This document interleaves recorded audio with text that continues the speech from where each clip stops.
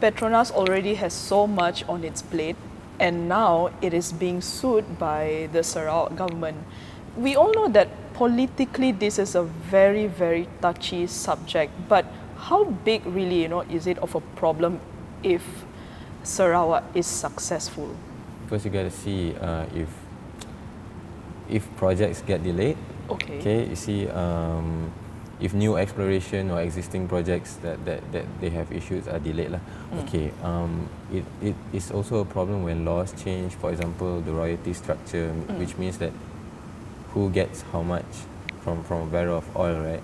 Which basically affects the motivation of the stakeholders. And the next thing is if you change things like how much control one has over the hydrocarbon resources.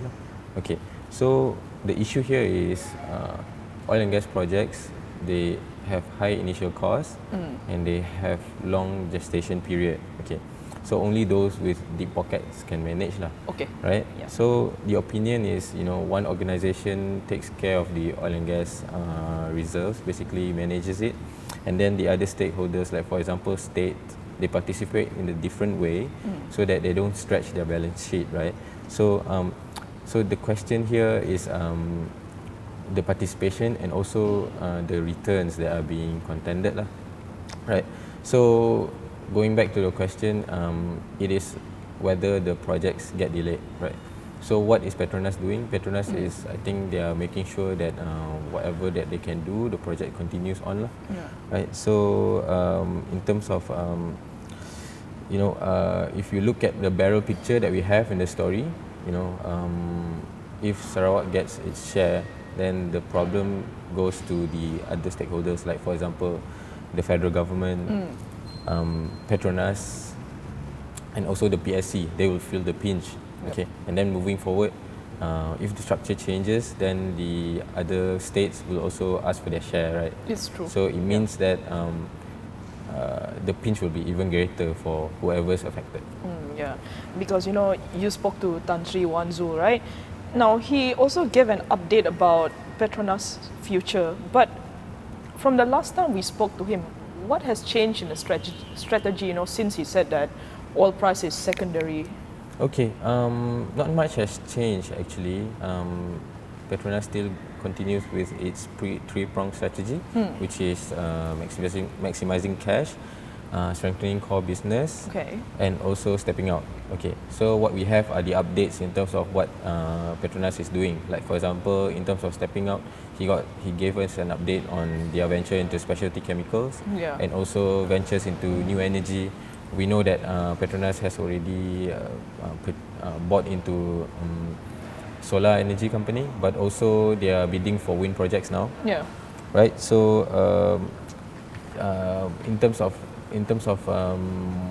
the strategy, I don't think much has changed. But of course, it is about balancing what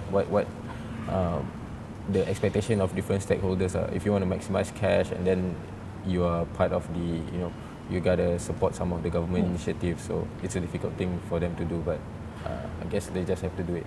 What's their main concern right now? I think their main concern right now is more about balancing their existing business. Like for example, they have a lot of reserves that they have to manage, LNG and also oil, shale oil, for example. But at the same time, it's also about getting new expertise for the new energy and that sort of stuff. I think one of the interesting things that Petronas has done is the venture capital that they have gone into. So they are putting in like $350 million for 10 years. One is to attract new technologies, and the other one is to develop the startup ecosystem in Malaysia. I think it's an important thing because Petronas is a company which has a lot of basically a big balance sheet. So they have developed the oil and gas ecosystem previously in Malaysia. So we have a small one that is we can be proud of, right?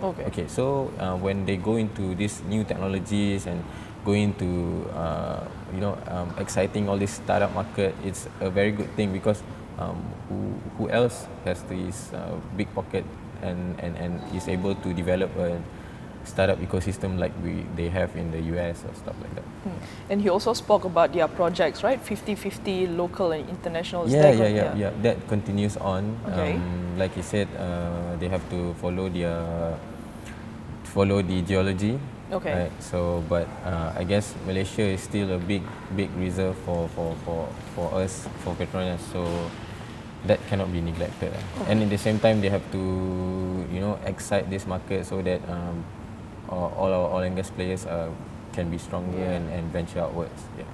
Now, Tan Sri Wanzul has been at the job for like 5 years now. He joined in 2015, right? Yes, so yes. April there has always 2015. been talk that he may be moving on. But your impression, will it happen soon? Okay, that talk has been going on, since maybe last year. We had an interview with him last year, and he said he works under the prerogative of the Prime Minister. So, well, in the meantime, what I know is he is doing what he can, trying to balance everything out and just make sure that everything goes smoothly for Petronas. So,